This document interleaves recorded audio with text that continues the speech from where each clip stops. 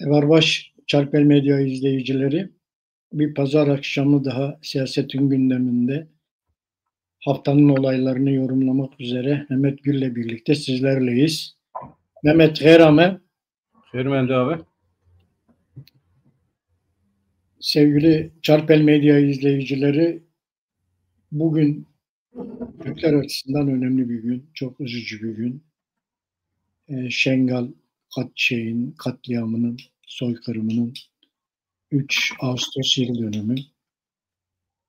Bu Şengal katliamında gerçekten IŞİD tarafından Ezidi soykırımında 5000'den fazla Ezidi öldürüldü.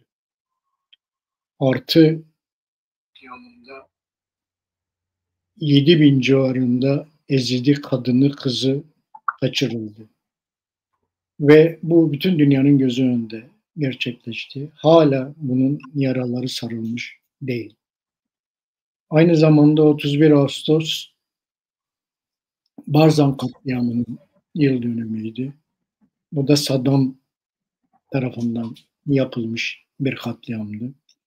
Ve bu katliamda 8000 Kürt erkeği kamplara götürüldü ve daha sonra oradan yok edildiler. Her iki olaydaki şehitlerimizi de saygıyla anıyoruz. Anıları önünde saygıyla eğiliyoruz. Ve her zaman onlar bizim yüreğimizde, kalbimizde ve gündemimizde olacak. Evet Mehmet, bu konuda senin söyleyeceğin. Bu dileklerine katılıyorum. Gerçekten hem Şengal katliamı hem Berzan katliamı Kürdistan tarihinde özel hadiselerdir. Aynen Zilan gibi, Koçgiri gibi, aynen Besin gibi. Yani bütünüyle egemen kuvvetlerin kendileri ya da alet edevatı araçları tarafından savunmasız bir millete karşı ya da savunmasız bir milletin belli üyelerine karşı gerçekleştirilen saldırılardır. Yani diyelim ki Berzan katliamı nedir? Sen söyledin 8000 tane erkeğin, yani yaşı önemli değil, erkek olması önemli. Bunların bizzat toplanması, alınması ve bunların katledilmesi. Ve bu katledilme biçimi de biliyorsun çok ilginçtir. Çoğu diri diri topraklara gömülmüştür. Yani açılmıştır kuyular, oralara doldurmuşlardır. Üstü toprakla örtülmüştür. Evet. Bu Saddam zihniyeti geleneksel, Türklere karşı uygulanan geleneksel zihniyetin devamıydı. İşte Halepçe biliyorsun aynı şekilde. Yani yakalayamadıklarına da ulaşamadıklarına da işte kimyasal bombalarla saldırarak yok etme hadisesi. Zilan'da işte Navamurt hattı hala bir sürü yere adı verilen birinin Ağrı isyanın neticesinde savunmasız halkı genç, yaşlı, kadın, kız demeden topyekün yok etmesi bir gelenek haline getirmiş bu egemen güçler, devletler tarafından. İşte hem Berzan katliamı hem Şengal'deki Ezdi katliamı bu geleneksel zihniyetin, siyasetin devam ettiğini gösteriyor ve yeni zamanda devam ediyor. Şimdi onun için ben de burada kaybettiğimiz şehitlerimizle ilgili üzüntülerimi belirtiyorum. Hepsinin anılarımızda tabii ki yaşatacağız. Fakat bu yetmiyor.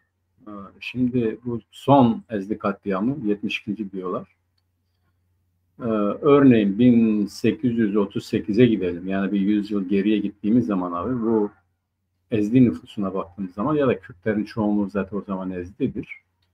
İşte bu bizim Kuzey Kürdistan'ın güneyi bir kuşak gibi hepsi Ezdi'dir. Yani Antep Ezdi'dir, Urfa Ezdi'dir, Mardin Ezdi'dir. Yani buradaki Kürt nüfusunun hepsi Ezdi inancına bağlı ya da çoğunluğu Ezdi inancına bağlı. Resim öyledir işte birçok yerde. Ezdilik Kürt inancı olarak devam ediyor. İşte bu özellikle eğer Kürtler bu Ezdilere karşı yapılan bu saldırıları gerçekten Kürtlere karşı olduğunu anlamak istiyorlarsa Ezdi katliamı diye bir kitap var. Ezdilere karşı Osmanlıların ve İngilizlerin Ezdilere karşı harekatları vardı. Bunları mutlaka okumaları lazım. Buradan gördüğümüz zaman sadece bir inanç meselesi değil. Yani ne yazık ki Kürtler kendi ırktaşlarına, kendi kandaşlarına karşı inançtan dolayı da bu saldırılara katılmışlardı. En acısı da bu. E, ve Şengal'de meydana gelen yeni saldırı, bu dikkat ediyorsun abi, IŞİD yaptı. Evet. Şimdi bu IŞİD'i hatırlıyor musun? O zaman bu bir Haşimi vardı Türkiye'de. Hatırlıyor musun abi? Evet, hatırlıyorum. Bu Irak bilmiyorum ne bakanıydı. Onlar Evet. Saddam devrine karşı Türkiye'ye geldi, buraya sığındı. Birdenbire bu yeniden Musul'a döndü. Musul'da bunlar egemendi biliyorsun. Evet. Bu Musul'a döner dönmez bu IŞİD'ciler Musul'daki Merkez Bankası'nı bastılar. Orduyu teslim aldılar. 500 milyon dolar para aldılar. Ve ilk saldırılarını Şengal'e başlattılar. Başlattılar. Evet. Yani Saddam'a karşı ya da Esad'a karşı ya da başkalarına karşı değil, direktmen Kürtlere karşı saldırdılar. Direktmen Kürtlere yöneldi. Bu zaten IŞİD'in kullanışlı bir araç olduğunu, Amerika'nın, hatta zaman zaman da Esad'ın IŞİD'i kime karşı kullanacağı konusunda saldırılarına baktığımız zaman zaten anlaşılıyor. Ve birincil hedefi Kürtlerdi zaten. Yani Ezdilerden sonra durdu mu adamlar? Durmadı. Nereye saldırdı? İşte Kürtlere saldırdı. Güney Kürdistan'a saldırdı. Güney Kürdistan'daki Kürtleri Kerkük'te, Musul'da, Şengal'de, Tuzurmatu'da ne kadar Kürt varsa bunlara saldırdı. Bunları yok etmeye çalıştı. Ama iyi bir dersini aldı. Yani orada Kürtler eğer bugünkü örgütlülük olmasaydı zaten IŞİD'e karşı başarılı olamazlardı. O örgütlülük, o devlet kuruluşu Kürtlerin hayatta kalmasını sağladı. Şimdi Şengal'de ne yazık ki böyle bir şey yoktu. Şengal'de Ezdiler zaten örgütsüzdü. O tarihsel nedenden ötürü kuzeyle, güneyle yani Güney Kürdistan'ın kuzey yönetimiyle ilişkisi zayıftı. Daha çok işte Saddam yönetiminde ya da Saddam'ın egemenliği altındaydı orası. Onun için de herhangi bir savunma kuvvetleri yoktu. Bu IŞİD bütün bir toplumu esir aldı. Bütün bir toplum. Yani kadınlarımız pazarlarda satıldı. Ne yazık ki. Hala kayıp olan kadınlarımız var. Hala var. Çok insan katledildi. Ve ne yazık ki orada bu örgütsüz olduğu için, silahsız olduğu için kendisini de koruyamadı. Ve bugün dünyanın dört bir yanına dağılan Ezdiler hala geri dönmediler. Hala gelip Şengal'e yerleşmediler. Bu tabii tarihsel bir acı. Ve o sadece Şengal'deki IŞİD saldırısı değil. Bu ondan önceki 71 saldırı, 71 katliamı da hatırlatıyor. Yani süreklileşen bir Ezdi düşmanlığı ortada vardı. Onun için dönemiyorlar. Şimdi Güney Kürdistan'da Kürt nüfusunun, yani Ezdi olmayan Kürt nüfusunun iyi kötü bir güvencesi, bir koruyucusu vardır. Yani Kürt hükümeti orada IŞİD'e iyi bir ders verdi. IŞİD'i Kürdistan topraklarından söküp attı canı pahasına. Fakat Şengal hala tehlikededir. Yani bugün Ezdi topluluğu Şengal'de hala bu şartlarda, bu katliamlardan sonra hala herhangi bir güvencesi yoktur. Bunu bilmemiz lazım. Ve bir de onun stratejik durumundan ötürü Amerika, İran, Irak ve tabii daha çok da bizim için gerçekten de her zaman önemli bir yerdir. Sadece oradaki popülasyon açısından değil. Yani Orta Doğu çerçevesini ele aldığımız zaman da stratejik açıdan da önemli bir noktadır. Peki ne yapmalı? Zaten meselemiz bu. Yani olması gereken nedir? Bugün Kürt milletinin işte karşılaşa geldiği, yaşaya geldiği bütün bu katliamlardan kurtulabilmesi için ne olması lazım? Hiç değilse diğer devletlerin saldırısından kurtulması için kendi devletine ve bu devletin de uluslararası düzeyde tanınan bir devlet olmasına bağlı. Evet. Kürtlerin kendi devletlerini kurmadan, kendi topraklarına egemen olmadan, hakim olmadan, uluslararası düzeyde diğer devletlerle aynı düzeyde tanınmadan ne yazık ki bunun sona erme ihtimali yoktur. Ona böyle bakmamız lazım. Bu birincisi. Yani hani diyorlar çözümler. Çözüm bu. Biz yarı yoldayız. Bu yarı yoldaki hadiseyi sona vardırmak lazım.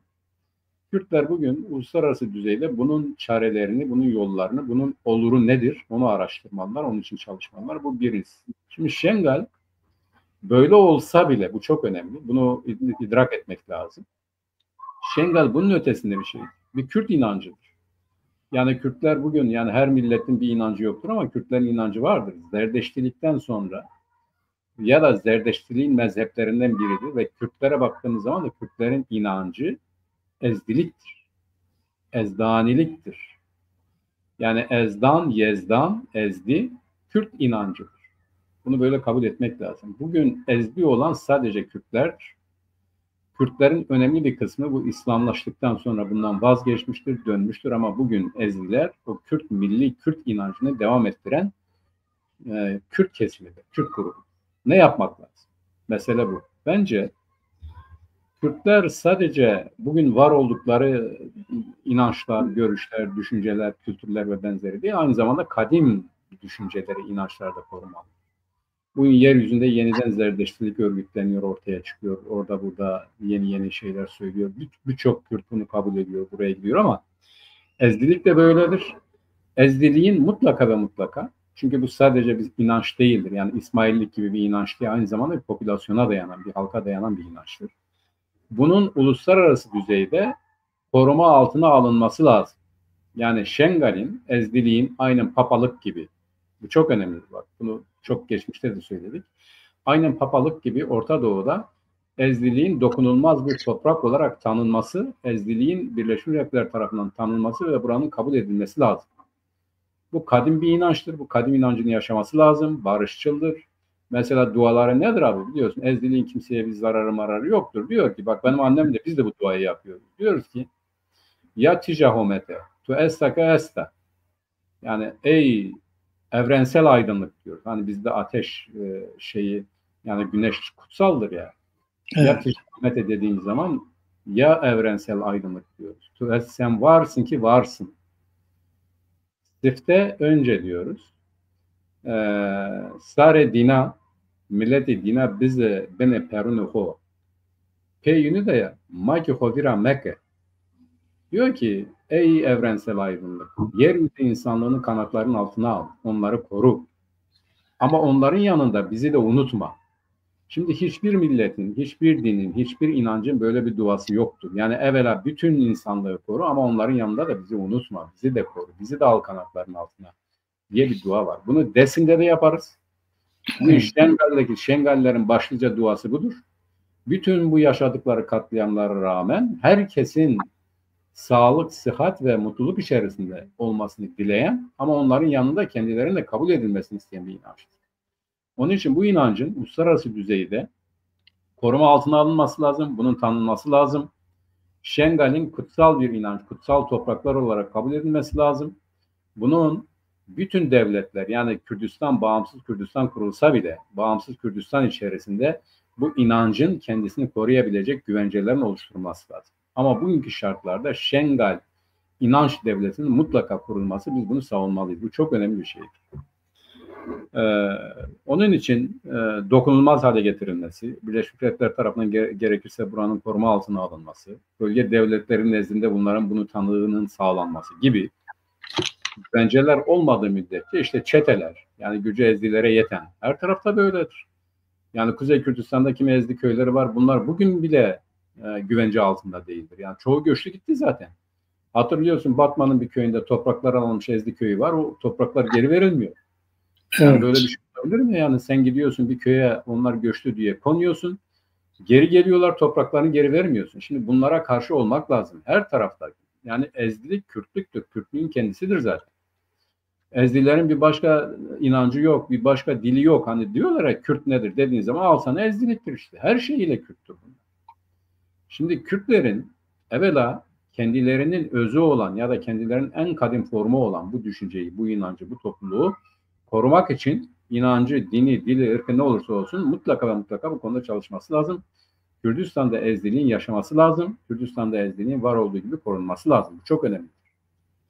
Bu olmadığı müddetçe dün IŞİD'çileri yapıyordu. Yarın işte HTŞ yapar ya da bugün başka uluslararası güçler ya da Haçlı Şabi yapar. Haçlı Şabi'nin yapmayacağının bir garantisi var mı? Bugün Şengal Haçlı Şabi'nin kontrolü ya da saldırısı ya da onun tehdidi altında yapmayacağının garantisi nedir? Öyle değil mi? Onun için onların elinden de kurtarılması lazım, güvenceye kavuşturulması lazım. Ancak o zaman biz Şengal ile ilgili, ezdi inancı ile ilgili iyi kötü yani rahat ya da ne bileyim böyle güvencedir diye düşünerek hareket edebiliriz. Yeniden hepsini saygıyla anıyorum. Umarım ve dilerim yani bağımsız Kürdistan'a kalmadan uluslararası medeniyet, insanlık Şengal'in güvencesi için bir şeyler yapabilir ama bunu başlatmak da evvela Güney hükümeti olmak üzere bütün Kürtlerin elinde olan bir şeydir. Bunlar söyleyeyim. Şengal meselesinde e, Irak yönetiminin aldığı bir Şengal projesi var. Bunun hayata geçirilmesi gerekiyor. PVK de bunun çağrısını yaptı. Ayrıca hem uluslararası kamuoyuna da Şengal'in bir katliam olduğunu, bir soykırım olduğunu kabul edilmesi konusunda çağrı yapıyor PVK'de. Biz de aynı çağrıya katılıyoruz. Evet. Yani mutlaka Kürtler tarafından bu her zaman gündeme getirilmeli ve bu lanetlenmeli ve bu uluslararası kamuoyu tarafından da bu şekilde kabul edilmeli. Evet. Şengal'deki soykırımın. Şimdi bunların ışığında biz Irak'a baktığımızda hala kaynayan bir kazan yani. Hala yerine oturmamış. Evet. Oturmuyor bir türlü. Şimdi Irak Parlamento Başkan Yardımcısı bir açıklama yaptı. Bu Irak'ta olan devlet dışı silahlı güçlerin son bulması için onların silahlarından arındırılması gerektiğini söyledi. Ama tabii İran'daki Şii yanlısı hükümet tarafından bu safsaklanıyor. Fakat önümüzdeki günlerde bu konu gündeme gelecek. Yani bu Irak'taki İran yanlısı ordu dışı silahlı güçlerin diyelim. Onlar ordunun içerisinde değiller. Ordunun dışında da.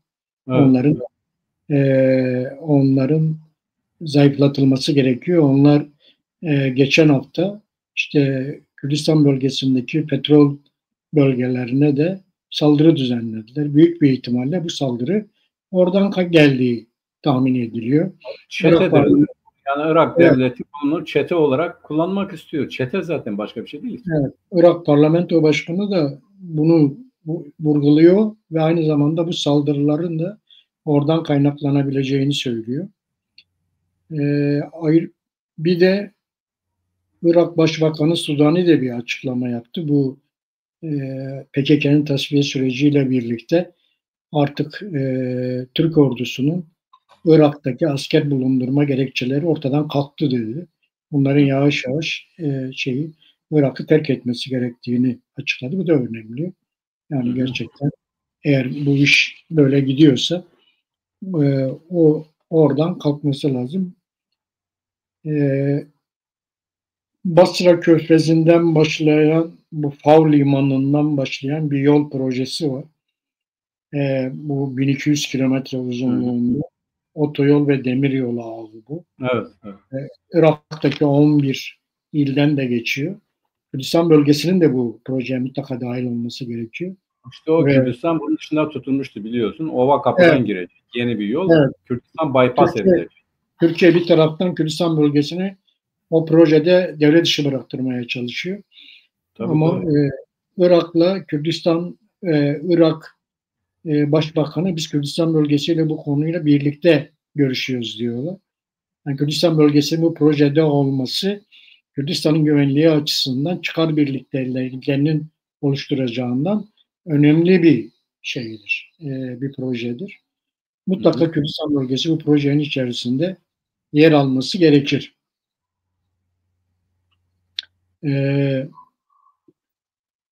Bu konuyla ilgili söyleyeceğim bir şey var mı Mehmet? Bu Irak. Abi şimdi Irak'ta hani bu geçmişte de konuştuk. Bu Amerika iyi yıkıcıdır fakat inşaya gelince Amerika kötü bir inşacıdır. Yani Amerika inşada zayıftır. Neden o biliyor musun abi? Şimdi Amerika'nın kuruluşuna baktığımız zaman Amerika bir inşa değil.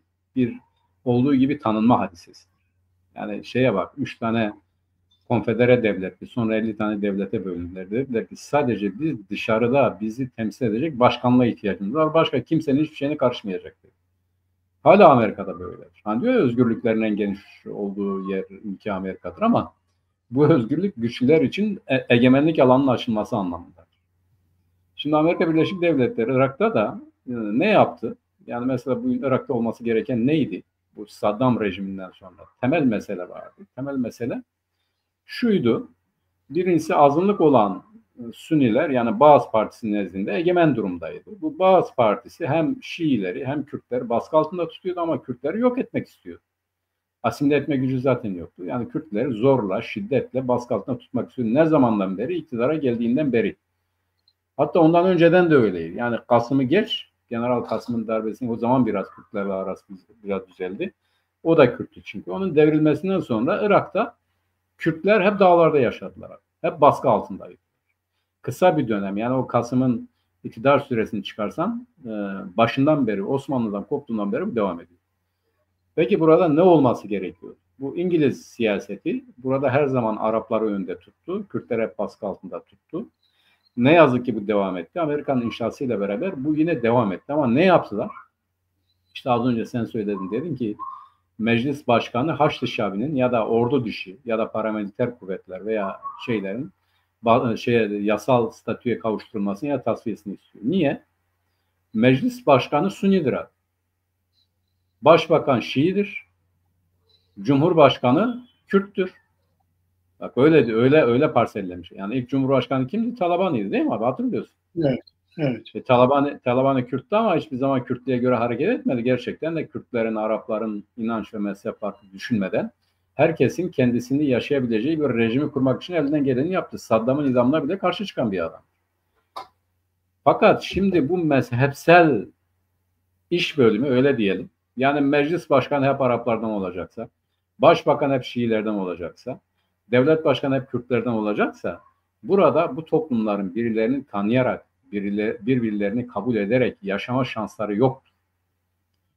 Bu kompartıman rejimi her zaman öbürünün lehine bir şeylerin geliştiğini ya da gerilediğini düşünecek. Eğer bağımsız bir Kürdistan kurulsaydı, yani güneyde bir bağımsız Kürdistan olsaydı, bir de Irak olsaydı, Irak devleti olsaydı bu sorunlar yaşanmayacaktı. Araplar kendi işlerinde onu çözebilirlerdi. Kürtlerin zaten bir problemi yoktu. Daha rahat çözerlerdi kendi problemlerini. Onun için ben Irak'ta bu işin daha çok su kaldıracağını düşünüyorum. Bu Haçlı Şabi'nin bu zamanında, IŞİD zamanında fırsattan istifade, Şiilerin oluşturduğu bir kuvvettir. Paramiliter bir kuvvettir. Ordu dışındaki bir kuvvettir. Çünkü ordu yoktu o zaman. Şiilerin de ordusu yoktu. Bu bir tür Hizbullah'tır abi. Yani Lübnan'daki Hizbullah'tır. Şimdi bu Lübnan'daki Hizbullah'ın Irak'ta kurulması da İran'ın eseridir. İran bunu kontrol ediyor, finanse ediyor, destekliyor. Öyle kalmasını istiyor. Çünkü öyle yönetebiliyor. Yani bir devletin ordusunu yönetmektense bunları yönetmek daha kolay. Ben Haçlı Şabi'nin ancak Amerika ve İsrail'in devreye girmesiyle beraber tasfiye edilebileceğine inanıyorum. Sadece Irak'taki Sünnilerin meclis başkanı istemesi de değil. Tabii ki Kürtlerde, tabii ki oradaki Şiilerde artık federal bir devletin gerekleri neyse onu yerine getirmeleri için 140. maddeden başlamak kaydıyla modern anlamda bir Irak devletinin, federal bir Irak devletinin kurulması için paramiliter kuvvetlerin tasfiyesi gerekiyor. Tasfiye etmeleri lazım. Ama bu hala zamana bağlı. Dikkat edersen Kürtlerin bu konuda fazla sesi çıkmıyor, bir şey diyemiyorlar. Derlerse farklı algılanır çünkü. Oradaki yapı modeli itibariyle öyledir. Onun için hala epeyce su kaldırır ama bence de yani Haçlı Şabi gibi kuruluşlar her zaman sadece Kürtlerin değil, Arapların da kendi işlerinde belli bir kesimin her zaman baskı altında tutulması anlamına geliyor. Biliyorsun orada Iraklı Şiiler de var yani daha İran Şiiliğine karşı olan Iraklı Şiiler de var. Onlar da aynı şeyde şikayetçiler. Irak Şiiliği tabii. Irak Şiiliği hatta İran Şiiliği bize bağlı olsun diyor yani. Bizi yönetemez. Diyorlar. Şiiliğin aslı biziz diyorlar. Yani. Aslı biziz diyorlar tabii. Evet, aynen öyle.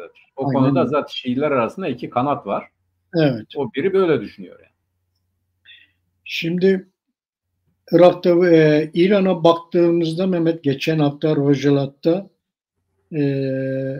Oslo merkezli İnsan Hakları Örgütü İran'da 2025 yılının başından beri 100 Kürt'ün idam edildiğini açıkladı.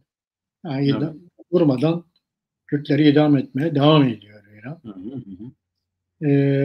İran Dışişleri Bakanı ABD ile müzakere öncesi 12 gün süren savaşın zararlarının ABD tarafından tazmin edilmesi gerektiğini söyledi. Böyle bir açıklama yaptı.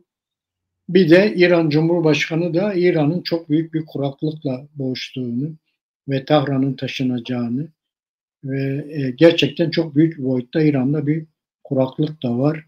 Onun Hı da hı. zorlukları var. İran Kürtleri asmaya devam ediyor ve bütün dünyanın gözü önünde bu cereyan ediyor. Ve maalesef biz bunu şey yapamıyoruz. Geçen haftalarda bir Belucilerin İran'da bir adliye saldırısı oldu. Belucileri de İran idam ediyor. Onların bir Evet, e, evet. Yani iki karşı kesimi, saldırı. Belüşları ve Kürtleri Evet, yakaladığını çekiyorlar ağacına sokaklarda evet. elektrik direği Maalesef kesin devam diye. ediyor. Bu Devam bu ediyor. şey Evet. devam ediyor. Evet. Bu konularla ilgili İran'la ilgili söyleyeceğim bir şey var mı? Abi İran'la ilgili şu. Bir, İran bana göre İran devleti artık çöküştedir. Çözülecek. Bunun sonu yoktur yani. Bu Tahran'ın susuzluk nedeniyle taşınmasının falan filan ötesinde problemler vardır İran'da. İran'da Molla rejimi telafi edemeyeceği bir darbe aldı. Hı hı. Yani bu Amerika'dan işte telafi et bu saldırıları sen bunu yaptın şunu yaptın diye. Yani o dua etsin ki Amerika bu B2'lerin petrol yaktığı yakıt parasını ver. Ben sana füze gönderdim onların işte parasını öde demiyor. Yani Amerika'nın bunu vereceği falan filan hayaldir. Hayal ötesi şeylerdir. İran üstte kalmak için belli cezalarla karşılaşmamak için direniyor ama artık İran'ın bana göre bir geleceği Molla rejimi itibariyle söylüyorum. Yani İran halkı, toplumu vesaire açısından değil ama İran artık çöküş sürecine girmişti. Bu devam edecekti. Bu derinleşecektir. Şimdi bu idamlar konusunda biz hatırlıyor musun abi biz parti olarak ilk kurulduğumuzda ne yaptık? Bu Türkiye'de ilk bu Ferinaz'la beraberdi. Kendisini Emniyet Müdürlüğü'nün yani orada bu saldırıyı, bu tacizi, tecavüzü protesto etmek için intihar eden Ferinaz zamanında biz bu İstanbul'da İran Büyükelçiliği önünde bir gösteri yaptık abi. Protesto ettik. Aynı zamanda idamları da protesto ediyorduk. Son diyorduk idamlara. Evet, Kürtlerin katliamına son diyorduk. Fakat bu orada kaldı. Yani Kürtlerin, İran'daki Kürtlerin değil, bütün Kürtlerin bu İran vahşeti karşısında mutlaka ve mutlaka etkin bir siyaset izlemesi lazım. Yani Avrupa'da, Amerika'da, dünyanın her yerinde bu idamlara karşı bizim bir duyarlılık oluşturmamız lazım.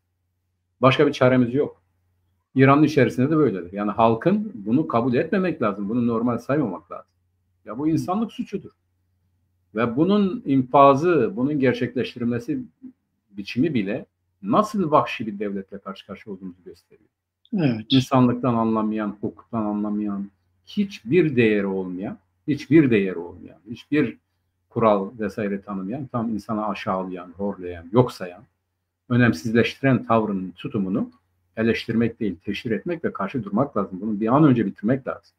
Bu bizim elimizde olan bir şeydi. Bizden de ses çıkmıyor. Biz de artık bunu kanıtladık. Ne yapalım? İransa yapıyor. Yani bu zaten kötüdür. Kötüler zaten bunu yapar. İşte bu kötülerin bu yaptığı şeylerin karşısında Belluşlar ne yaptı en son? Gittiler bu kararları veren yargıçlara saldırdılar.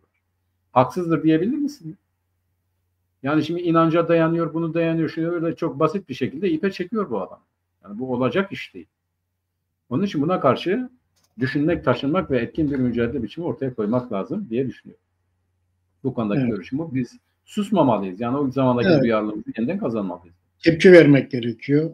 Evet, evet. Bütün dünyada tepki vermek gerekiyor. İran bu Molla rejimini bu idam konusunda geriletmek gerekiyor.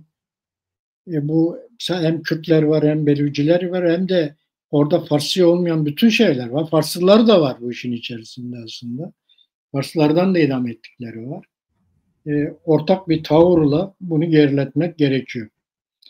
Oradan Suriye'ye geldiğimizde Mehmet, e, geçen hafta bu Azerbaycan'dan gelen doğal gaz vardı Türkiye, Suriye üzerinde. Bu Evet. hattı açtılar. Açtılar bu hattı. Şimdi Azerbaycan doğal gazı Türkiye üzerinden Kilis'ten de Suriye'ye Hı gidiyor. hı, hı hı. Başladı o sevkiyat. Yine önemli bir gelişme oldu. SDG bir açıklama yaptı. SDG dedi ki biz Dürzilere 1 milyon dolar yardım ettik dedi. Bu önemli bir gelişme. Gerçekten Evet, iyi evet, bir doğru. dayanışma. Kürtler açısından oradaki Dürzilere yapılan yardım şeklinde şeyde. Yine Suriye'nin başkenti Şam'da bu Kürt siyasetçi Pervin İbrahim'e bir saldırı oldu.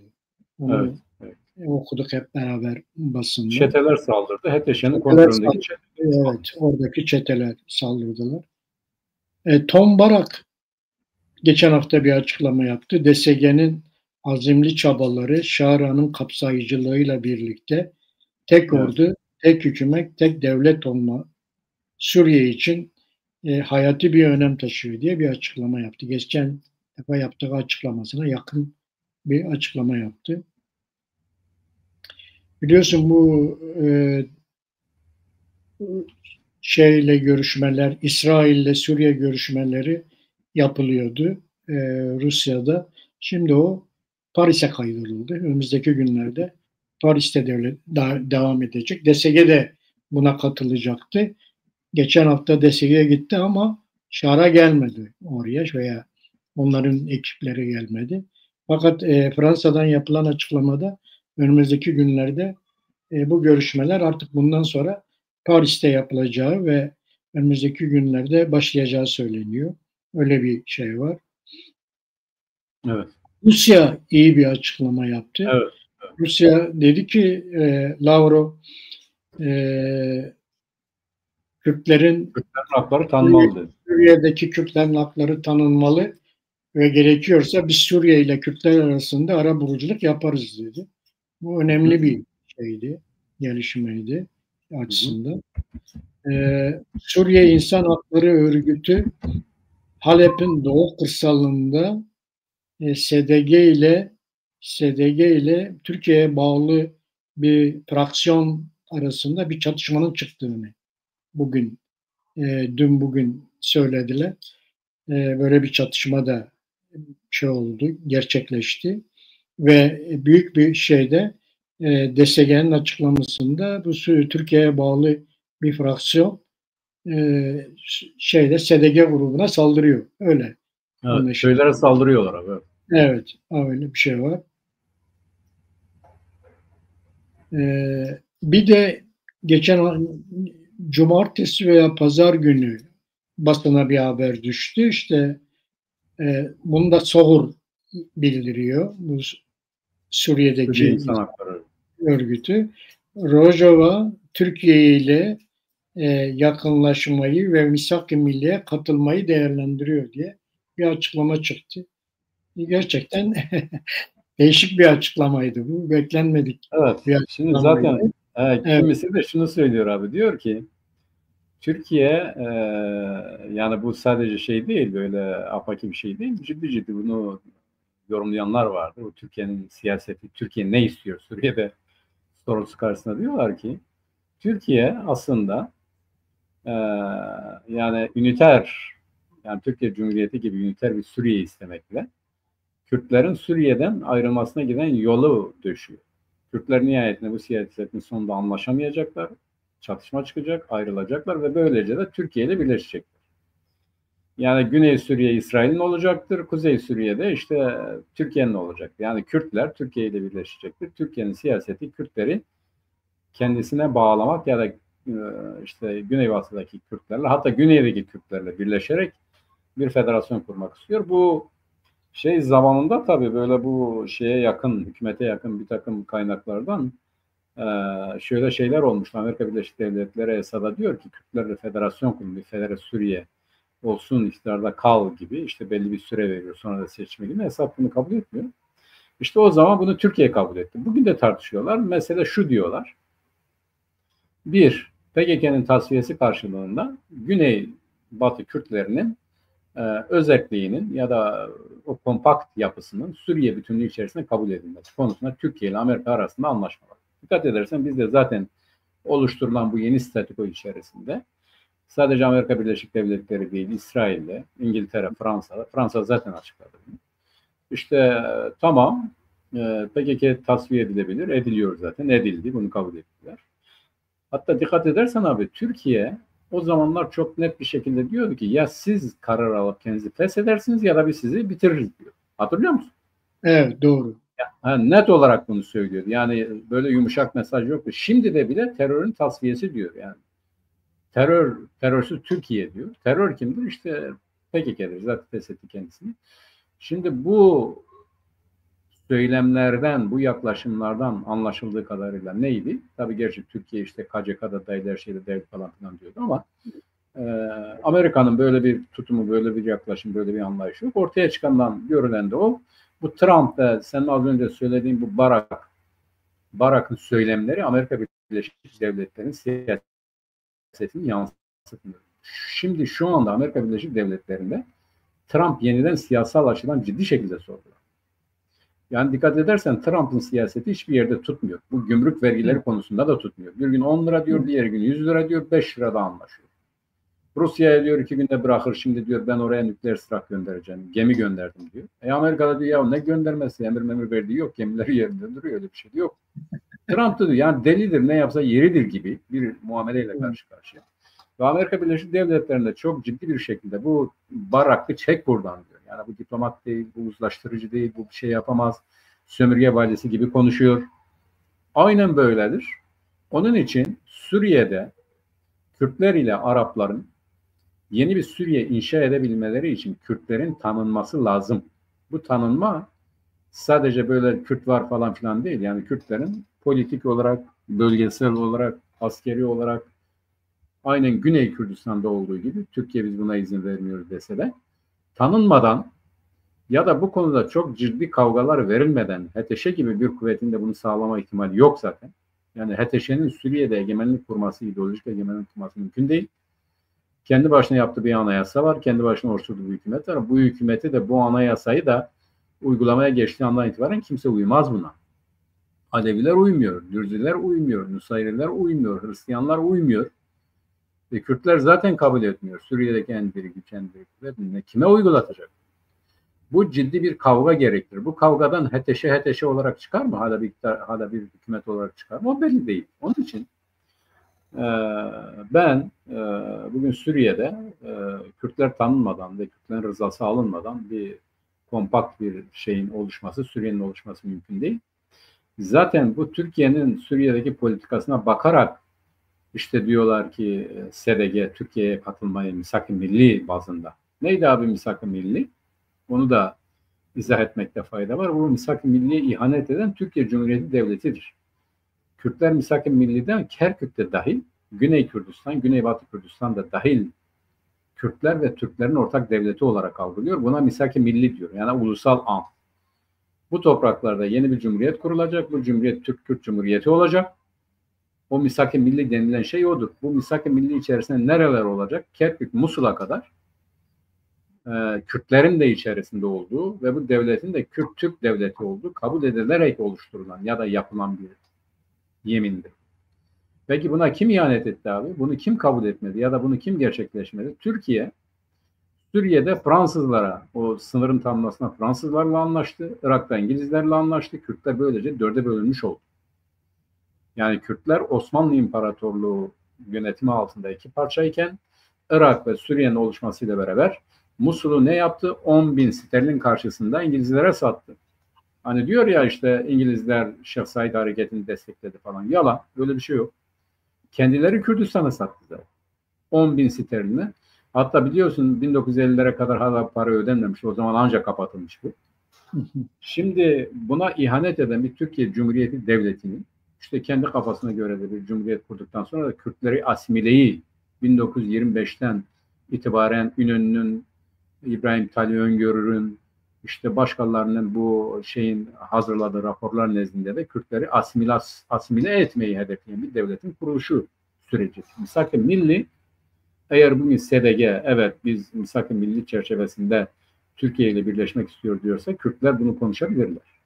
Neyi konuşabilirler? Bugün misak-ı milli denilen o coğrafya çerçevesinde Kürt-Türk Federasyonu olursa mümkün olabilir.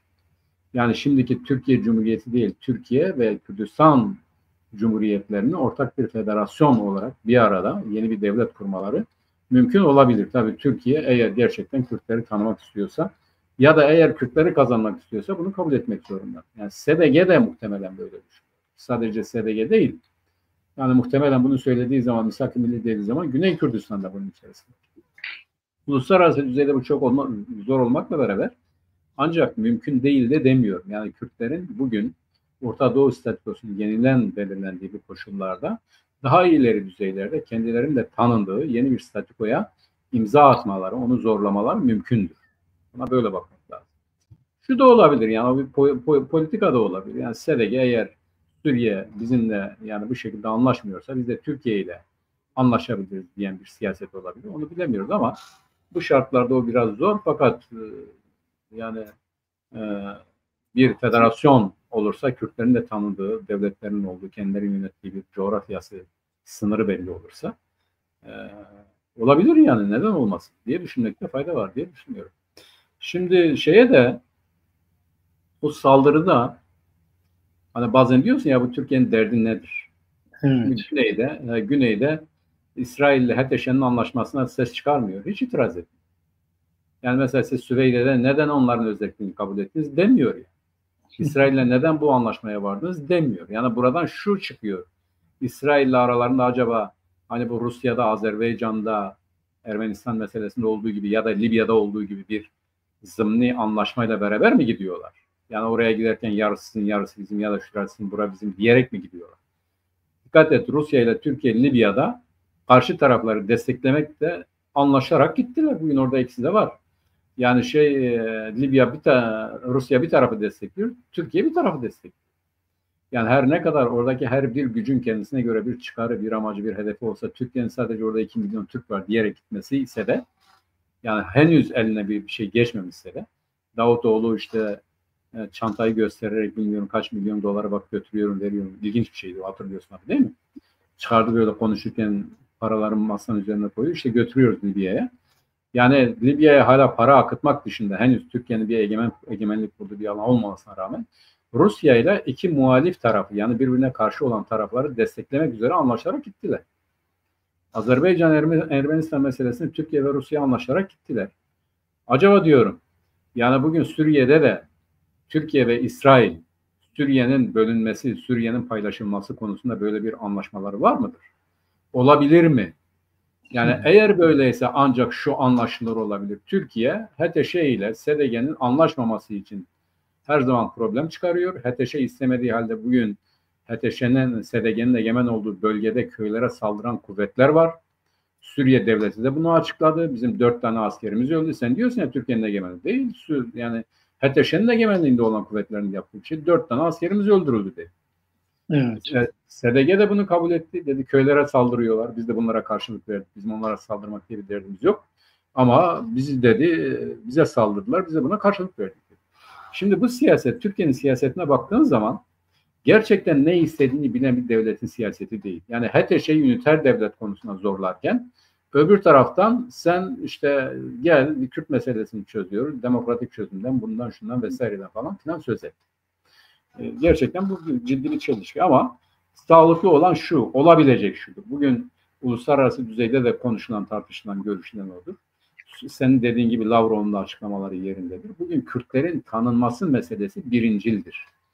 Kürtlerin tanınması, coğrafyasıyla, diliyle, diniyle, edebiyatıyla, sanatıyla her neyse Kürt milletinin tanınmasına göre bir statünün belirlenmesinden sonra ne olabilir o ayrı bir şeydir ama birinci adım, birinci hamle her tarafta bütün devletler tarafından Kürtlerin tanınması aynen İsrail'in Fransa'ya ve İngiltere'ye dediği gibi yani tamam siz Filistin'i tanıyorsunuz bunda bir şey yok ama neden Kürdistan'ı tanımıyorsunuz? Bugün Kürdistan'ın tanınması birinci mesele. Bu devletler Orta Doğu'da sağlıklı işleyen bir statüko kurmak istiyorsa bunun yolu buradan geçer. Yani bu bir realitedir. Çünkü bugün Türkiye'de, Suriye'de, Irak'ta, İran'da en büyük problem nedir? En büyük sorun nedir? Bu devletlerin oradaki Kürtlere karşı izlediği inkarcı siyasettir, inkarcı politikadır. Bundan vazgeçilirse, Kürtler tanınırsa dünyanın sonu değil. 22 tane bak Araplar tek millet diyor. 22 tane devletleri var. Yani Kürtlerin 3-4 devleti de olabilir. Bir de hani diyorlar ya eğer tek devlet olursa zordur. Bunlar bizi hepimiz tehdit eder. O zaman 4 tane devlet olsun Kürtlerin. Ne olacak yani? Tehlike meliki yok. Her taraftaki Kürtlerin de kendi kaderini tayin etme hakkı tanısın. Ve Orta Doğu'da bence böylece istikrarın ya da milletlerin barış içerisinde yaşamaları için bir kapı aralansın. Bunun dışında bir yol yok. Yani buraya doğru gidiyor. Ya kan dökülmeye devam edecek ya da aklı selim galip giderek böyle herkesin kendisini yaşadığı bir rejim, bir statüko kurulabilir diye düşünüyorum. Şimdi geçen haftalarda Şara bir anda Putin'le görüştü biliyorsun. Rusya'da Evet. Putin'le görüştürüldü. Bu görüşmenin hemen arkasından bu defa uluslararası güçler, yani bölgedeki varlığı olan güçler bunu fark ettiler. Hemen o görüşmeleri Paris'e aldılar. Şimdi artık önümüzdeki haftalarda bu görüşmeler Paris'te devam edecek ve SDG ile Şam yönetimi arasında bu görüşmeler orada devam edecek. İsrail ile Suriye arasındaki görüşmeler de orada Paris'te devam edecek. Öyle gözüküyor. Öyle açıklanıyor. Barak da öyle açıkladı. Şimdi bu çok önemli bir mesele. Bir defa Paris'te olması Kürtlerin lehine. Özellikle Fransa'nın bu son şeydeki tutumu Kürtlerin lehine bir tutumları var. Ve orada Fransa'da olması, Fransa'nın gözlemci bir devlet olarak orada var olması Kürtler açısından önemli, olumlu bir gelişme olarak gözüküyor. Bir defa bölgede hem bölgesel güçler var, hem bölgede uluslararası güçler var. Kürtler bu güç dengesinde her iki tarafla da hem bölgesel güçlerle hem uluslararası güçlerle diyaloğunu koparmamalı. Mutlaka onlarla diyalog ve onlarla masada olmalı. Yani hiçbir zaman savaş birincil çözüm olarak görmemeli. Önce Evet. diplomasiyi, müzakereyi, masada olmak Kürtlerin çıkarınadır. Kürtlerin orada masada olması ve hem bölgesel güçlerle hem uluslararası güçlerle bu işi birlikte götürmesi çok önemli. Niye çok önemli? Çünkü dünyada uluslararası bir hukuk kalmadı. Uluslararası bir kurum kalmadı. Sadece güçlüler var. Güçlülerle politikanı götürebiliyorsun. Onun dışında uluslararası bir hukukla, uluslararası bir güç şeyle, bir kurumla işini götüremiyorsun yani. Evet. O açıdan hem bölgedeki uluslararası güçlerle hem bölgesel güçlerle sürekli masada olmalı. Masada savaşı en son plan olarak düşünmeli ve masada mutlaka var olmaya çalışmalıdır. Bir de yani biz Suriye'deki Kürtler Orta Doğu'daki gücü oranında taleplerini şey yapmalıdır, yönlendirmelidirler. Yani bizim gücümüz neyi korumaya yetiyorsa onu mutlaka talep etmeliyiz.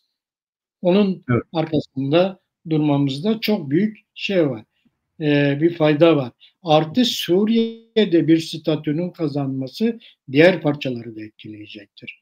Suriye bunu da düşünmeli ve Suriye'de atılacak her adım diğer parçaları da etkileyecektir. Kesinlikle. Kesinlikle. Suriye'deki bu adıma çok dikkat edilmeli diye düşünüyorum. Yani şu anda fırsatlar var, riskler var. Fırsatlarla riskleri pozitife çevirecek, senin lehine çevirecek şey senin alacağın kararlardır. Evet. Eğer fırsatlar, risklerde sen doğru karar alırsan orada bir kazanım elde etme şansın var.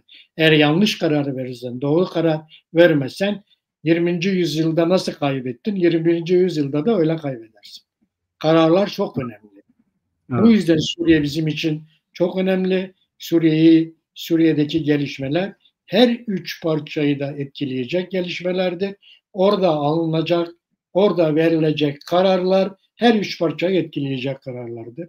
Kesinlikle. Kararlar çok önemlidir. Fırsatlar ve riskleri göz önüne alıp doğru kararlar vermek Suriye Kürtlerinin yapabileceği, en doğru yapabileceği iştir. Hiçbir zaman şunu gözden kaçırmamak lazım. Şu anda dünyada ne uluslararası bir hukuk var, ne uluslararası bir kurum var. Uluslararası güçler var, bölgesel güçler var. Bunlarla diplomasiyi geliştirerek bu işleri götürmek zorundayız diye düşünüyorum Rusya ile Suriye ile ilgili gelişmelerimiz. Gelelim. Abi, komisyona gelmeden abi bununla çok kısa bir iki şey ekleyeyim. Birincisi şu abi, dediğin doğru, hepsine katılıyorum. Yani bir millet bu tarihsel dönemeçte hem kendisini hem şartları iyi düşünerek hareket etmeli. Tabii millet dediğimiz zaman herhangi bir birey değil de bu milleti temsilen siyaset yapan kesimlerden söz ediyor. Yani SDG'den söz ediyoruz, PYD'den söz ediyoruz, PVK'den, işte KDP'den, YNK'den, her neyse bunlardan söz ediyoruz. Bugün Kürtlük ya da Kürdistan mücadelesi Güneybatı'da görülüyor. Bugün Güneybatı'da cereyan eden Kürdistan'ın geneliyle ilgili belli bir alandaki siyasettir. Bu hepimizi ilgilendirecek. Kürtler bir millet iradesine sahipse, yani Kürtler derken siyasetinden söz ediyorum. Kürt siyaseti bu alanda bir siyasete sahip olmak zorunda. Yani birincisi SDG'nin izleyeceği siyaset, senin dediğin gibi. Özdür, basittir, bugüne kadar fena değil. Yani biz kendimiz olarak burada, kendimizin tanındığı bir Suriye'de yaşamak istiyor. Bu doğrudur. Eksik olan şudur. Kimi siyasetçiler bugün SDG'ni ya da PYD'yi ya da YPG'yi nasıl değerlendiriyor? İşte bunlar da APO'nun mürididir. Bunlar da nihayetinde teslim olacaktır. Ya da bunların izlediği siyaset yanlış. Gerçekçi olmak lazım. Biz bu süreçte şu ana kadar SDG'nin ciddi bir yanlışını görmedik. Ne yaptı SDG? Güneybatı'da bir ulusal konferans düzenledi. Bu ulusal konferansa Güney de katıldı ve burada çok önemli kararlar aldı.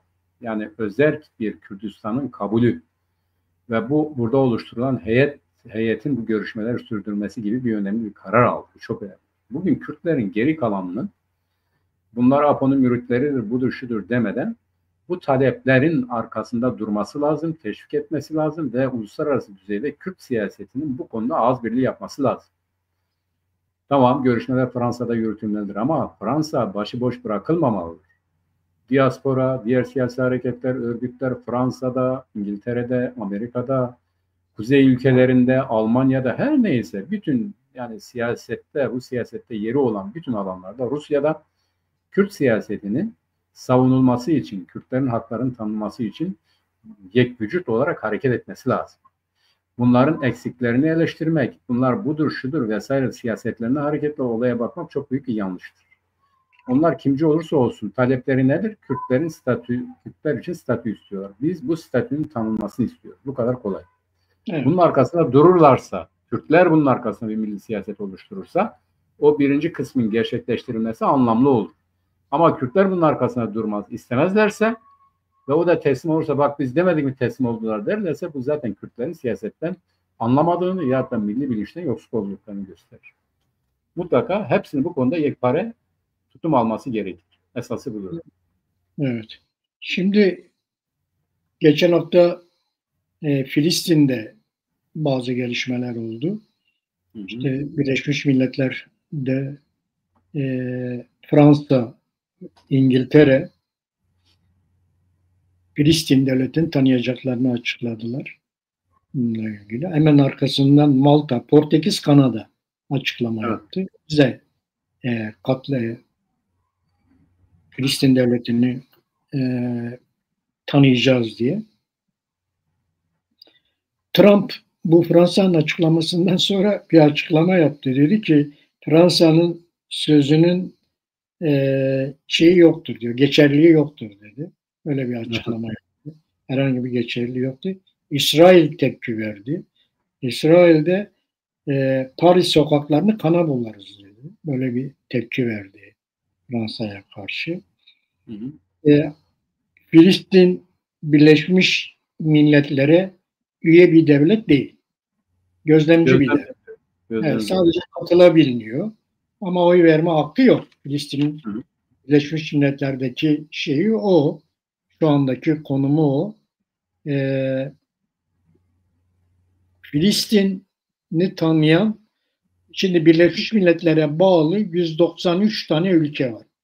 Bu 193 tane ülkeden 148 tanesi zaten Filistin'i tanıyordu. Şimdi 5 ülke daha çıktı.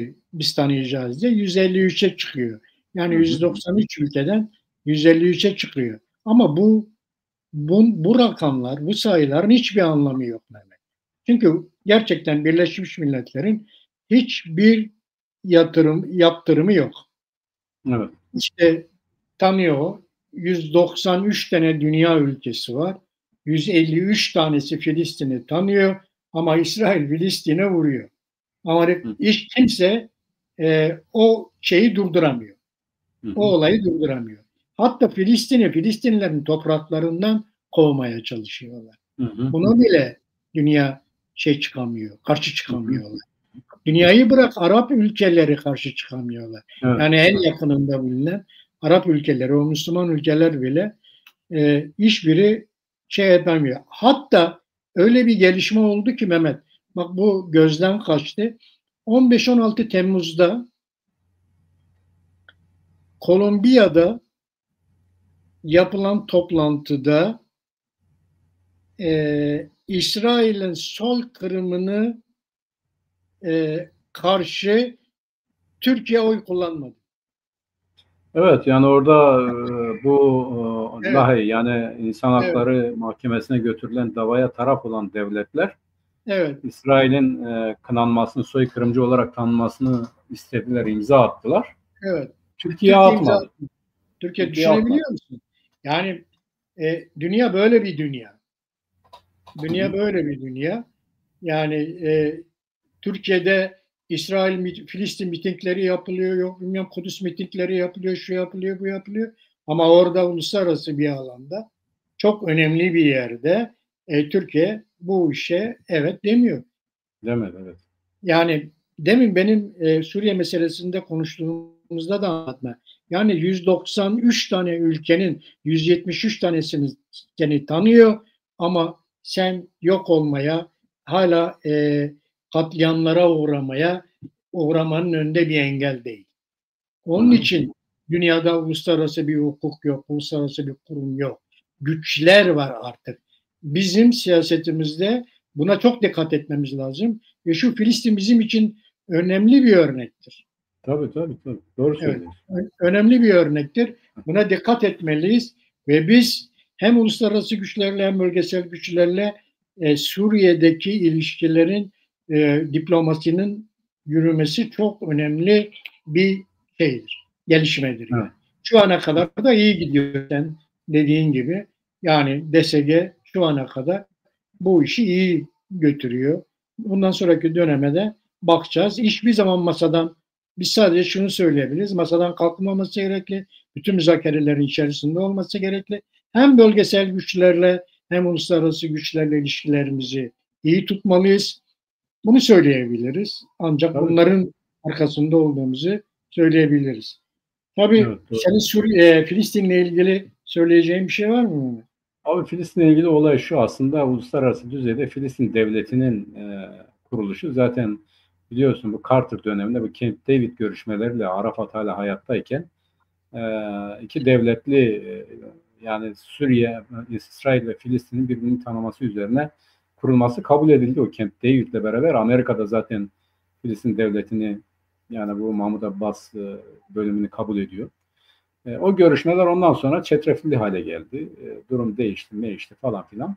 Ama İsrail o süreçten sonra, bugün zaten İsrail'in içerisinde de Filistinliler var. Yani ciddi parlamenterleri var, bunları var, şunları var. Fakat İsrail diyor ki bu topraklar benimdir diyor. Burada bir Filistin devleti olamaz. Eskiden öyle demiyordu. Kudüs, kurulacak olan Filistin devletinin de başkentiydi. Yani Doğu Kudüs, Batı Kudüs diye birisi. Filistinliler İsrail'in başkentinin Tel Aviv olması gerektiğini söylüyordu. Biz onu kabul etmiyoruz diye. Filistinlilerdi. Bugün İsrail onu söylüyor. Ama bugün İsrail'de artık Amerika Birleşik Devletleri tanıdı. Kudüs İsrail'in başkentidir dedi.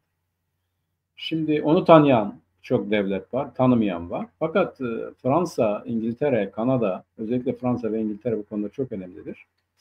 Neden bunu kabul ettiler? Filistin devletinin tanıyacağız diyerek bunu kabul ettiler. Çünkü kendilerinin uluslararası ilişkiler düzeyinde hep İsrail yanlısı gibi görünmeleri ciddi bir risk haline geldi. Yani İsrail diyor ya, Paris sokaklarının kana bularız. Aslında Paris sokaklarının kana bulayacak olan Arap nüfusu. Araplardır yani. Yani Cezayirlerdir, Faslılardır, Tunuslulardır, Orta Doğullardır. Bugün Fransa dediğimiz zaman, Fransa işte bu Arap alemiyle alakalı ilişkileri en ileri düzeyde olan, Afrika ve yani Kuzey Afrika ve Afrika ile en fazla ilişkisi olan, popülasyonu Fransa'da olan ülkelerden biridir. İngiltere de öyledir. Bugün İngiltere Arap devletleriyle en ciddi sermaye ilişkileri olan bir devlettir. Bugün Arap ülkelerine bak, bütün sermayeler İngiltere'dedir. Bunlar bu tehlikeyi gördü. Yani İsrail-Hamas çatışmasının yaratmış olduğu ya da İsrail'in Gazze'deki saldırıların yaratmış olduğu tahribatı gördüler ve bu gazı almak istiyorlar zaten. Yani bunu yatıştırmak istiyorlar. Yani bak biz bu konuda sizin gördüğünüz gibi, dediğiniz gibi İsrail yanlısı değiliz. Biz Filistin devletini de tanıyoruz ama bu iki devlet arasındaki bir meseleleri bunu da çözmeye çalışıyoruz. Şimdi İsrail'in buradaki tutumu tabii sert oldu. Ama şu da var, bir realitedir. Yani bugün Filistin devletinin tanınması İsrail dışında, sen de az önce dedin, dünyada birçok devlet tarafından tanınıyor.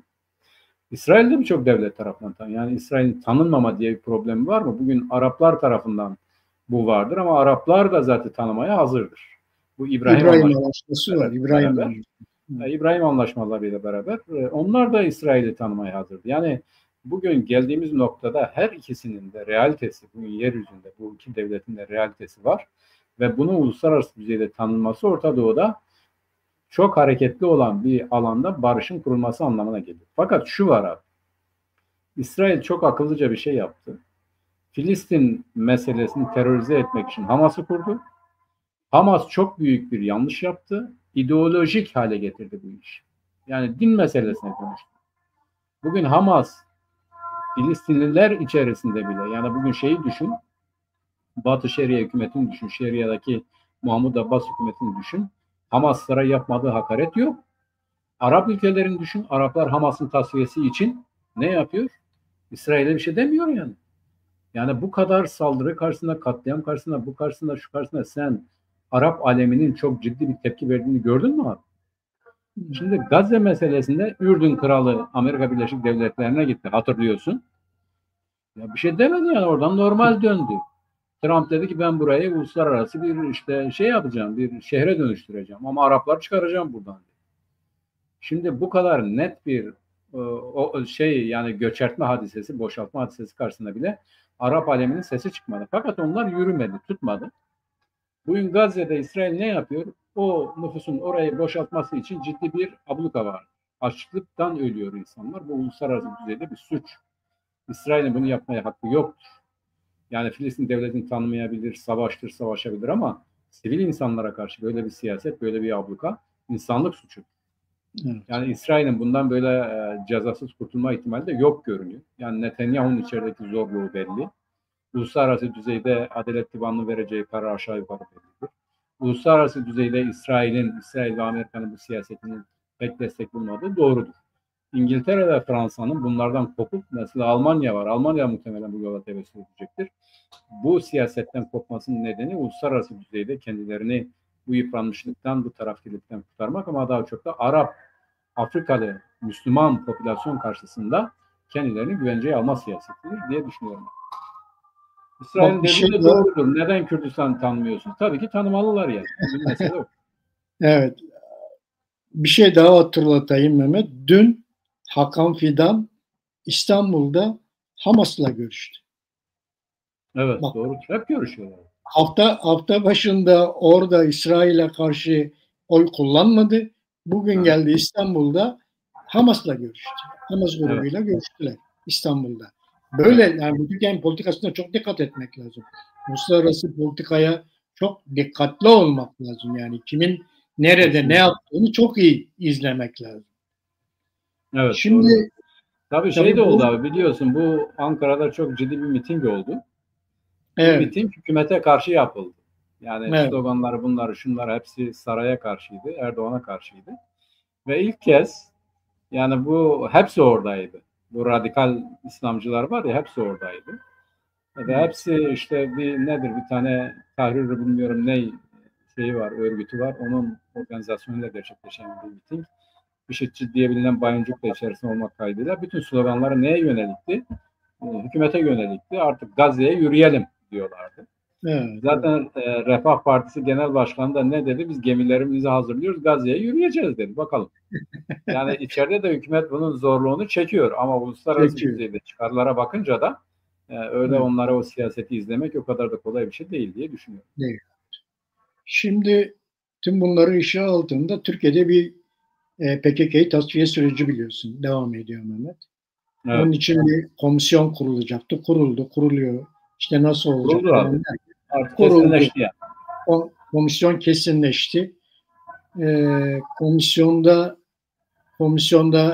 bütün siyasi partiler üye verdiler komisyona. Bir tek İyi Parti hariç diğer partiler üye verdiler. Yani parlamentoda olan partilerden İyi Parti hariç.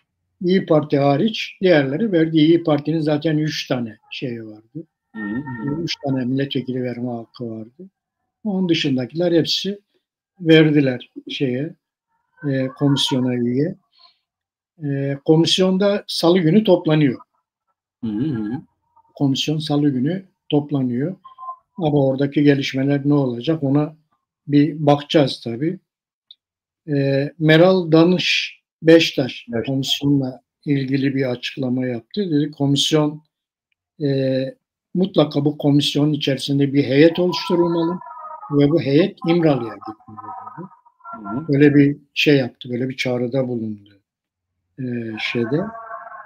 Öcalan'ın komisyonla ilgili sözleri basına sızdırıldı. Bu iki görüşme oldu biliyorsun. Bir HDP heyeti gitti, bir de amcası oğlu gitti. Aileden birileri gitti. Onların açıklamalarında komisyonla ilgili Öcalan'ın komisyonla ilgili görüşleri basına sızdırıldı. Orada şöyle söylüyor. Meseleye diyor Kürtlerin ve Türklerin kardeşliği, hukuku ve Türkiye demokrasisinin gelişmesi üzerinden yaklaşılmalı diyor. Böyle açık. Konuyu diyor salt terör, şiddet ve silahların bırakılması üzerinden ele almak büyük hata olur diyor. Böyle bir açıklama yapmış Öcalan. Evet. Ve tüm bu bilgilerin ışığında komisyonda Salı günü toplanacak. Evet. İşte bu komisyonun kurulmasında Türkiye'de şöyle bir gelişme oldu. Türk solu da ikiye bölündü. Türk sağı da ikiye bölündü. İşte İyi Parti, Zafer Partisi bunlar miting yapmaya başladılar. Bunların aynı zamanda TKP'nin başını çektiği bir grup var.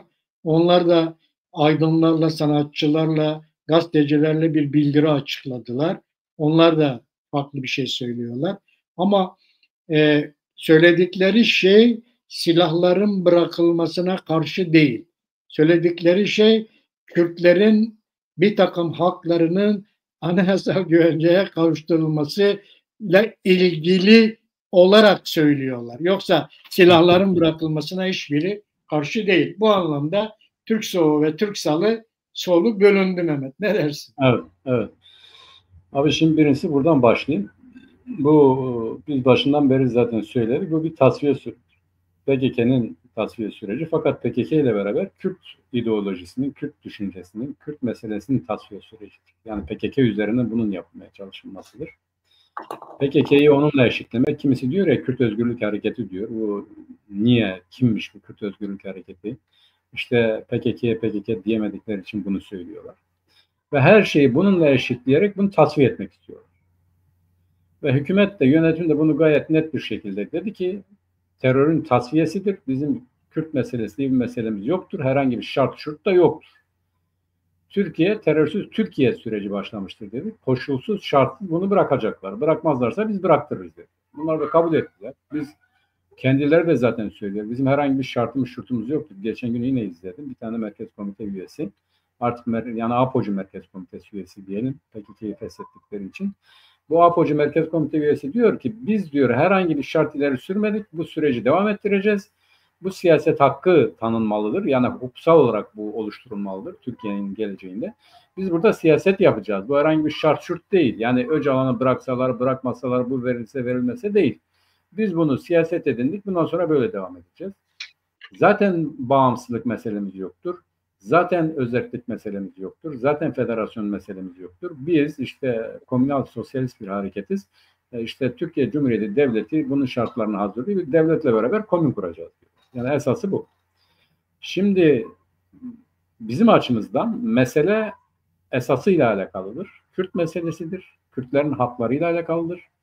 Bu komisyon Kürtlerin haklarını ele almadığı sürece bununla ilgili ki almayacak. O ayrı bir şeydir. dile getirmeyecek.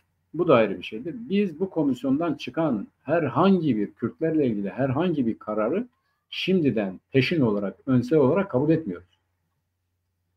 Bu komisyon, Türkiye Büyük Millet Meclisi, yani sadece bu komisyon değil, bu komisyonun bağlı olduğu Türkiye Büyük Millet Meclisi, Türkiye Büyük Millet Meclisi'nin çıkaracağı herhangi bir yasa ve benzeri Kürt milletiyle anlaşılmadığı sürece şu anda, şu aşamada orada Kürtleri temsil eden hiç kimse yoktur.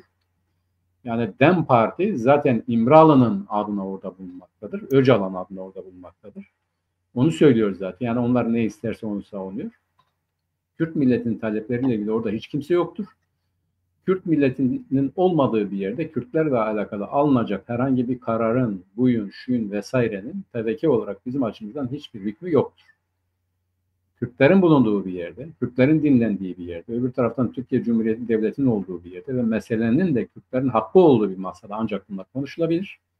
Sadece bu değil, bunun şahitleri olmalıdır. Bunun bir altyapısı oluşturulmalıdır. Bunun bir anayasası yapılmalı, tanınmalı ve ondan sonra bu hayata geçirilmeli. Böyle bir prosedür olmadığı müddetçe Kürtleri bağlayan, dikkat et abi, önemli bu, Kürtleri bağlayan, Kürt milletini bağlayan, Kürt halkını bağlayan herhangi bir şey çıkmaz. Çıksa meşru olmaz. Yasayı zaten geçiyoruz. Bunun tanınılacak bir durumu değil. Benim olmadığım bir yerde hiç kimse benim adına bir karar alamaz. Alsa da boştur. Şimdi gelelim komisyona. Şimdi bu komisyonun adı belli değil abi.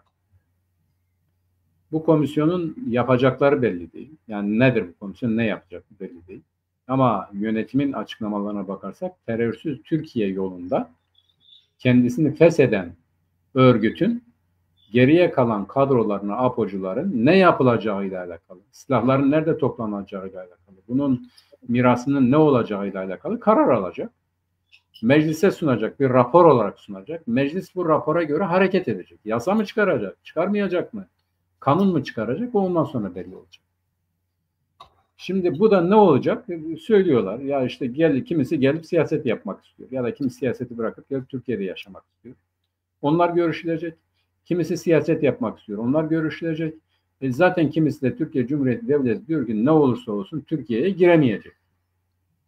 Ve silahları, envanteri, bunu şunu vesairesi görüşülecek, karara bağlanacak bir yasallık kazandırılır. Onun için bu Öcalan dediği hikayedir. Öcalan dediğinin görüşülmesi asla mümkün değildir. Böyle bir komisyonda gündeme gelme ihtimali bile yoktur. Yasal olarak yoktur abi. Bugün Türkiye Cumhuriyeti Devleti Anayasası'nda sen Kürt meselesi dediğin andan itibaren suç işlemiş oluyorsun. Böyle bir şey yok zaten. Böyle bir komisyonun Kürt meselesi vardır, bunun çözümü için şunlar yapılmalıdır diye bir rapor hazırlama ne cüreti var, ne yetkisi var, ne anlayışı var, ne bu anlayışta olan insanlar var. DEM ne diyor? Bizim böyle problemimiz yok diyor. Türkiye Cumhuriyeti Devleti bizim devletimiz, bizim temel meselemiz devlet ve milletle bütünleşmektir diyor. Cumhuriyet Halk Partisi diyor ki biz bu komisyona bir şartla katılıyoruz. Bir, bunda demokrasi dediği de Ekrem İmamoğlu'nun serbest bırakılmasıdır. Kayyumların geri çekilmesi, CHP belediye başkanlarının göreve dönmesi, onların demokrasinin anladığı budur. Öbür taraf zaten terör hadisesidir, silah bırakılıyor. Bu silahların da teslim alınması. Ama Türkiye Cumhuriyeti Devleti'nin Özgür Özel'in deyimiyle birlik ve bütünlüğünden biz kıl aldırmayız diyor. Buna bizim olduğumuz yerde buna izin vermeyiz diyor. Bu çok önemli. Zaten bunun şartları da hazırlanıyor. Mesela dediler ki bu oy çokluğuyla karar almalıdır komisyon. CHP diretti. Şimdi nitelikli çoğunluk diyor. Yani ya 3'te 2 ya 5'te 3'tür. 3'te 2 ve 5'te 3 ile AKP ve MHP'nin kendi istediğini yaptırma imkanı yoktur. O diğerleri zaten katılanlar CHP ne derse onu onaylayacaklar. Öbür taraftan hükümetin talebi ya da hükümetin planı, programı böyle bir komisyon üzerinden anayasa değişikliğinde görüşüp kendisini 5 yıl daha seçilebilir duruma getirme isteği vardır. Ancak bunun da gündeme gelmesini engelleyebilecek bir komisyon üyesi vardır. Kimdir bu? CHP'dir. CHP'nin orada bulunmasının diyeti olarak da DEM'i de buna ikna edecekler. Bu gündeme bile gelmeyecek. Burada görüşülebilecek tek konu tasfiye edilen PKK'nın malının, mülkünün müsaade edilmesidir ve bunun müsaaderesinin nasıl yapılacağı, nasıl yasal bir çerçeve kavuşturulacağı hadisesidir. İşin esası bu. Onun için burada bizim görüşülmediğimiz değil, biz görüşülsek bile olmadığımız bir yerde herhangi bir karar, herhangi bir işlem, herhangi bir görüş, herhangi bir rapor kesinlikle ve kesinlikle bizi bağlamaz. Bizim bunu tanıma diye bir durumumuz söz konusu değil. Ha biz de gitseydik, yani diyelim ki bak orada, bak şu çok önemli abi. Orada dem diyor ya, biz işte demokratiz bu falan filan. Yani bunların demokrasinin D'sini anlamadığı belli. Mesela şunu demiyorlar. Ya bu Kürtlerin de bulunduğu bir yerde bu görülsün. Kürtleri temsil eden kurumlar, kuruluşlar var. Yani burada parlamentoda yoktur ama örneğin bize oy veren insanlar var ama bunlar demli değildir. Yani bunların da olduğu bir yerde bu mesele görüşülmeli, bir teati edilmeli, kim ne düşünüyor algılamalı. Ondan sonra bunların katılımıyla bir komisyon kurulup görüşülmelidir ve bu mesele Kürt meselesidir demelidir. Yani PKK zaten kendisini tasfiye etti. Geriye APO'cular kaldı. APO'cular diyor ki bizim devlet, mevlet, bu şu falan filan diye bir derdimiz, devamımız yoktur. Kürt meselesi diye bir şey de yoktur. Yani ne vardır? İşte bu Türkiye'nin demokratikleştirilmesi vardı. Ondan ne anlıyorlar? APO'cuların da siyaset yapmasını anlıyorlar. Silah bırakan APO'cuların işe girmesi, siyaset yapması gibi konuları anlıyorlar. Yani Kürtlerle ilgili bir şey önermiyorlar zaten.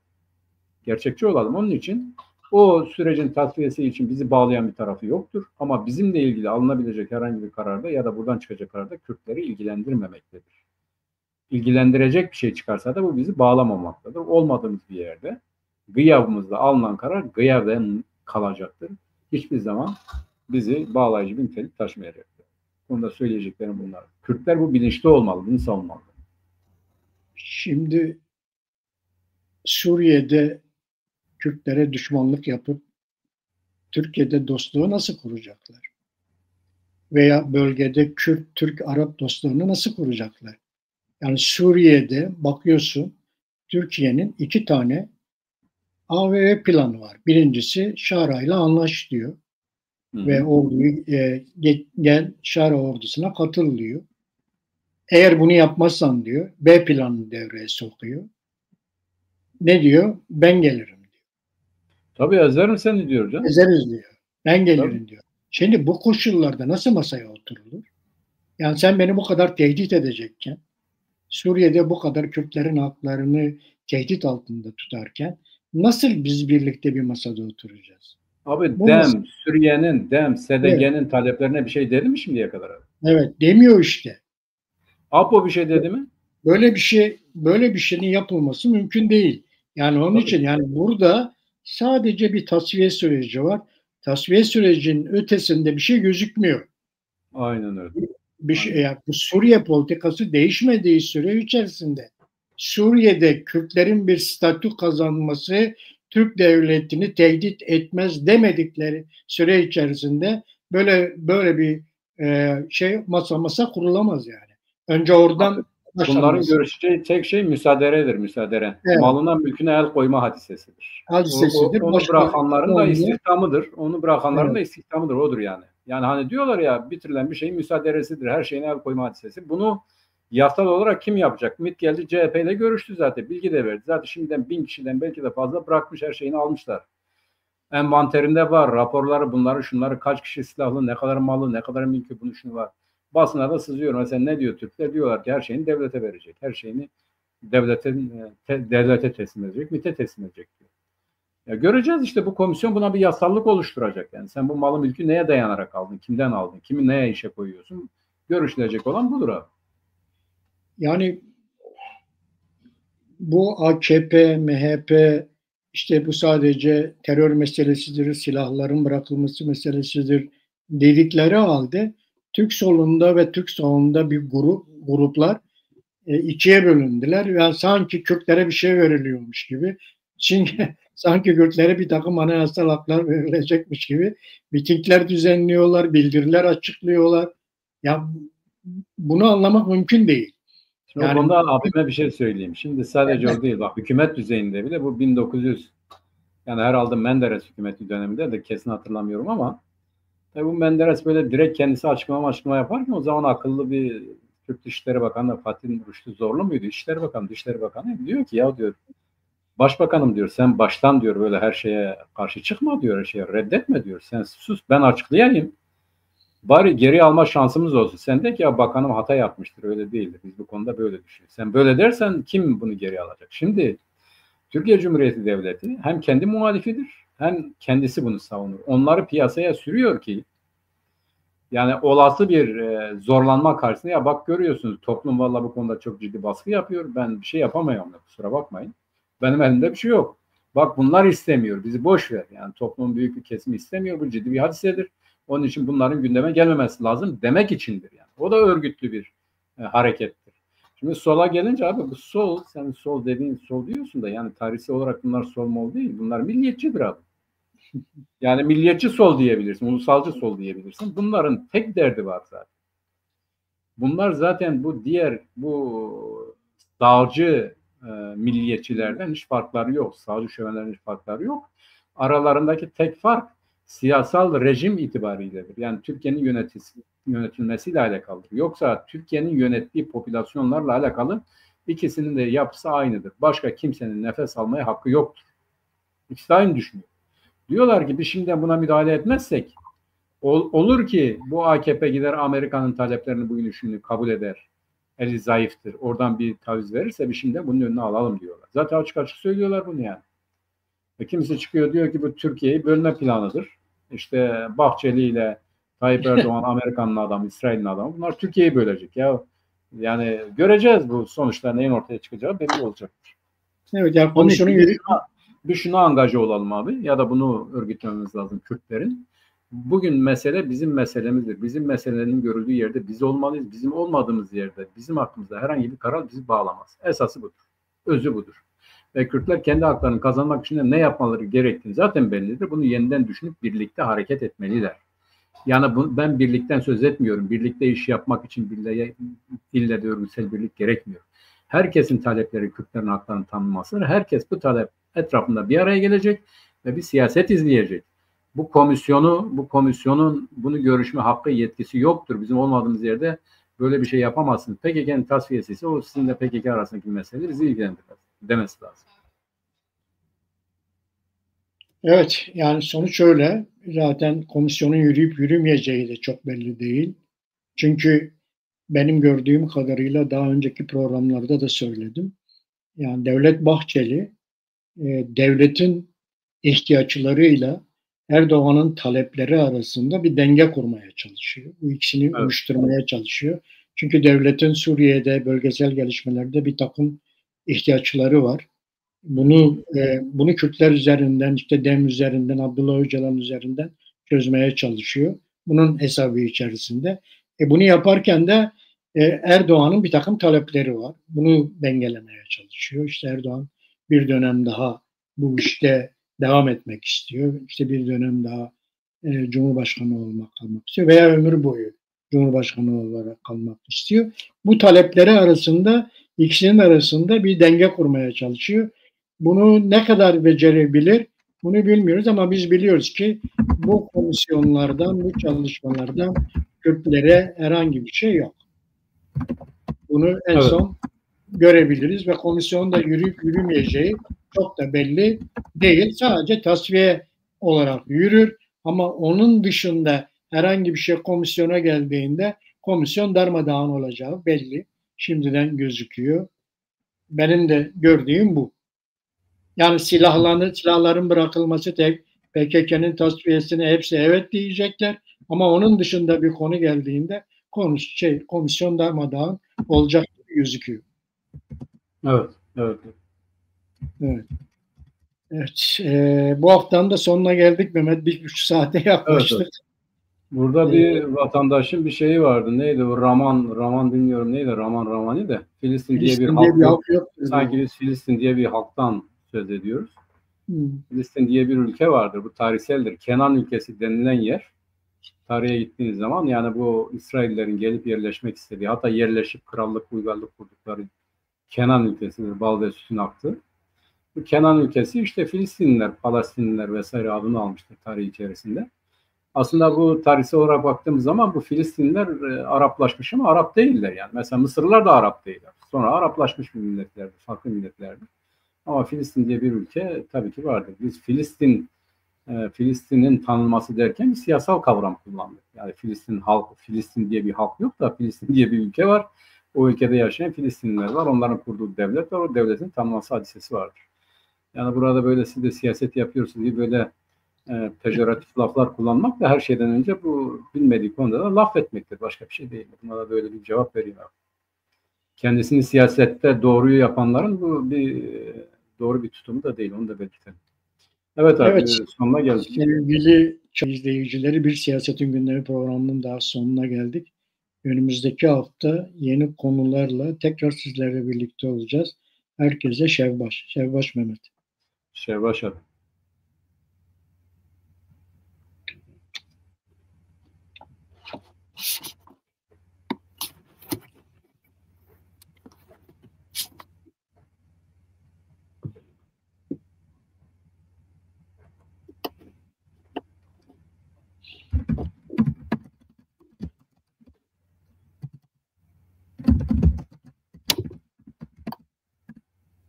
Rejide bir problem var herhalde Mehmet.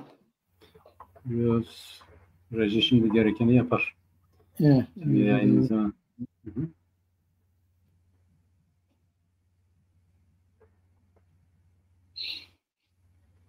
Bakalım. Sen konuşmaya devam et abi. Ben bir uyarayım. Evet. Yani sanırım rejide bir problem çıktı ya da internetle ilgili bir sorun vardır. Sonra programı sonuçlandıramıyor. Hallediyorum abi şimdi. Hı. Onunla ilgili bir şeydir.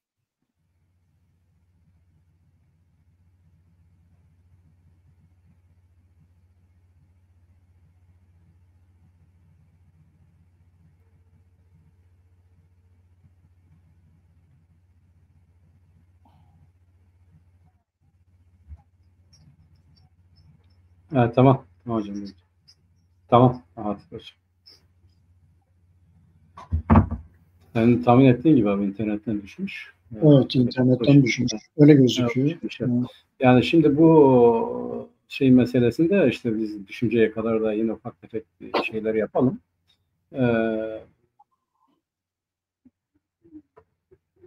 Şimdi bizim kimi arkadaşlarda ya da kimi izleyicilerde ya da Kürtlerin bir kısmında bu Filistinlilerin bize karşı siyasetinden hareketle onlara karşı bir siyaset izleniyor. Yani ne olurlarsa olsun karşı çıkmak gibi. Kuşkusuz birinin olumsuz bir siyaset izlemesi bizim de olumsuzlaşacağımız anlamına gelmiyor. Yani bir milletin, Hamas diyelim onları yönetiyor olsa bile biz Hamas'ın siyasetine karşıyız. Fakat işte Hamas Filistin halkının onayını alıyorsa ona saygı duymak lazım. Yani bir bağımsız devlet ya da Filistin devleti derken başında kimin olduğu değil, onun siyasetine karşı çıkmak ayrı bir şeydir. Ancak onun da hakları vardır. O haklar bağlamında bizim hareket etmemiz lazım. Bu tutarlılık çerçevesinde biz Kürtlerin haklarını savunabilir, Kürtlerin de hakları, hukukları tanınmalıdır diyebiliriz. Onların yanlış yapması bizim yanlış yapmamızı gerektiren bir olay, bir hadise değildir. Bugün Türk solu açısından da öyledir. Yani Türkiye'de işte Kürtlerin haklarını tanıyan kesimler de vardır. Küçük de olsa bunları biliyoruz, konuşuyoruz, görüşüyoruz. Kuvvetleri vesaireleri yoktur. Ya da bunların hala bir açıklama yapmamaları da büyük bir eksikliktir. Ama Türkiye'deki o şöven dalga, o şöven güç bunların konuşmasını da engelliyor. Bu doğru mudur? Değildir. Hangi şart altında olursa olsun bugün Kürtlerin muhatap olduğu bu siyaset ve politika karşısında tutarlı demokratların Kürtlerin kendi ülkelerinde istedikleri gibi, diledikleri gibi ya da çoğunluğun istediği gibi yaşama hakları vardır diyebilmelidirler.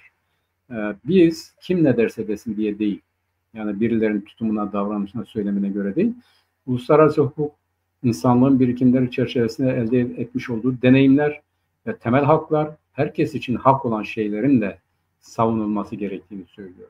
Birinin yanlışına göre vesaire değil. Bunu yeniden söylemek lazım. Bunu belirtmek lazım.